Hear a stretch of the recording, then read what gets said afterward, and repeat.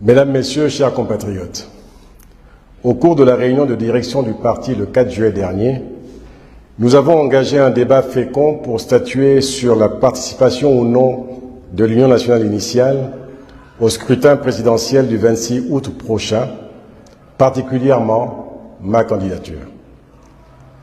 Après avoir écouté les différents arguments, j'ai partagé avec les membres du directoire l'analyse que je faisais de la situation politique du Gabon.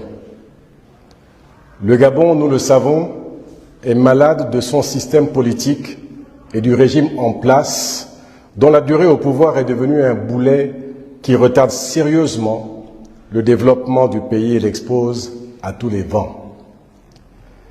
Depuis 1993, les processus électoraux sont l'objet de soubresauts et de convulsions violentes et mortifères, dont la dernière que j'ai personnellement vécue a traumatisé les populations en raison de son cortège de morts.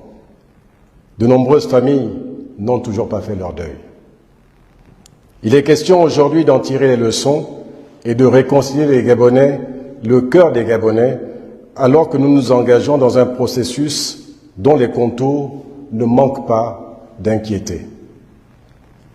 Ma responsabilité en tant que leader politique est d'interpeller et de montrer la voie de ce que je crois être bon pour le pays.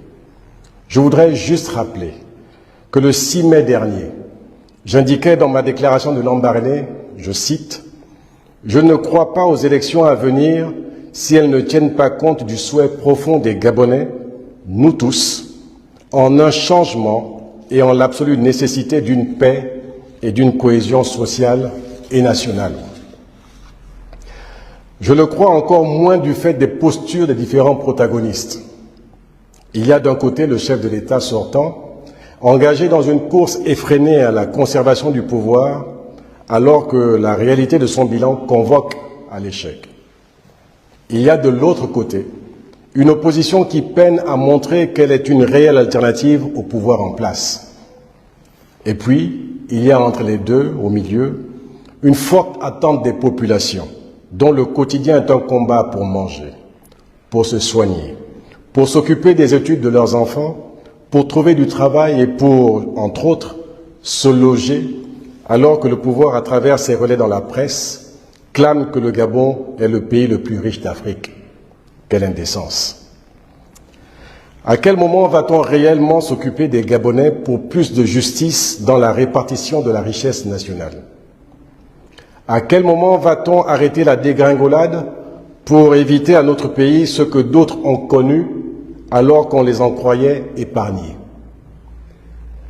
Mes chers compatriotes, le chemin que nous empruntons ne me semble pas être le bon à travers cette élection présidentielle, alors qu'il faut penser à sauvegarder l'avenir du pays et à préserver une cohésion nationale qui est menacée chaque jour.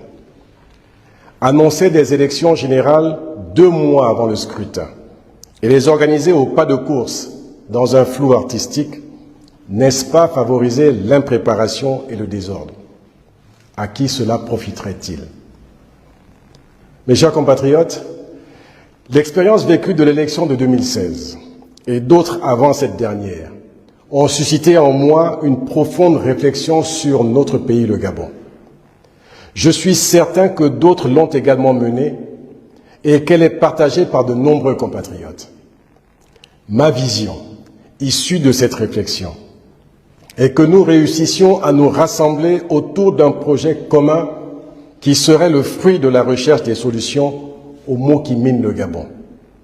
C'est ainsi que j'ai proposé l'Alliance politique pour le Gabon, APG, pour construire un projet politique alternatif afin de faire évoluer la démocratie gabonaise dans l'intérêt de la paix et de la concorde nationale, de redynamiser une économie nationale à la peine et de raffermir le tissu social menacé par des crises multiformes et la mauvaise gouvernance.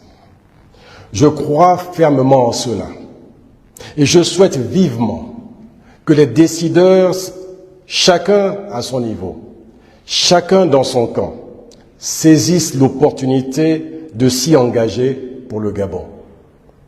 Ne regrettons pas demain de ne pas l'avoir fait aujourd'hui, car il s'agit de notre pays, notre héritage commun.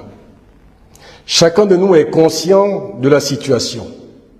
J'ai partagé mon offre politique avec tous, notamment avec une grande partie de la classe politique, de la majorité et de l'opposition, ainsi qu'avec d'autres personnalités, dont les responsables ecclésiaux de notre pays.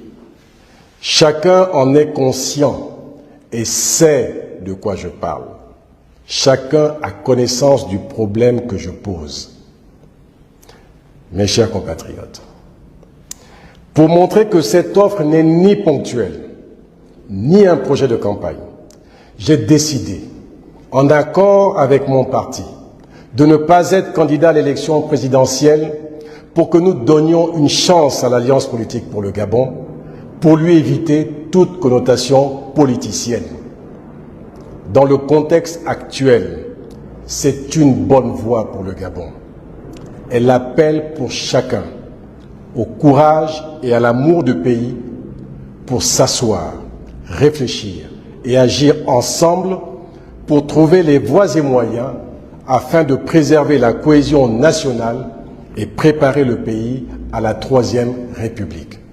Que Dieu protège le Gabon. Je vous remercie.